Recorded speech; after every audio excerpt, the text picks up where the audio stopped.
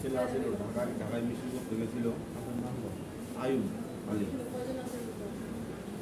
ঢাকায় মিছিল করতে গেছিলো, ওখানে গুলি খাইছে। আমার ছেলে আমাকে বলেনি, প্রায় 2 দিন বাদে আমাকে বলছে, আব্বা আমি গুলি খাইছি, আমি এদিকে রাজমিস্ত্রির কাজ করি, এভাবে বলছে। তখন আমি কি করবো আর না করবো, করার পর তখন আমাকে অন্য ছেলে ফোন দিল, ওর বন্ধুরা, আঙ্কেল আসে নিয়ে যান।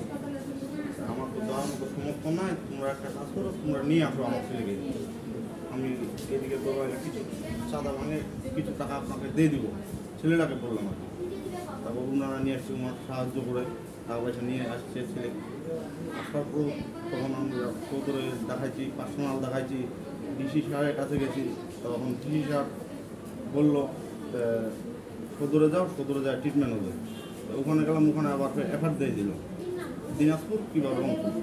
এখানে আসো তো একই অবস্থা, গুলি তো এখানে বাইর হচ্ছে না। তারপর আমরা কাজ করি, ভাত খাই, আমরা এত টাকা পয়সা পাবো। পার্সোনাল দেখাইছি, পার্সোনাল চাচ্ছে 70 থেকে 80,000 টাকা। এত টাকা পয়সা আমরা পাবো কে? আসানো তো এখানে আমরা ট্রিটমেন্ট পাচ্ছি হালকা পাতলা। এই ট্রিটমেন্ট তো আমাদের ছেলে মেয়ের ভবিষ্যৎ আছে, ভবিষ্যৎ তো নষ্ট হয়ে যাচ্ছে। এখন আমরা করণীয় কি?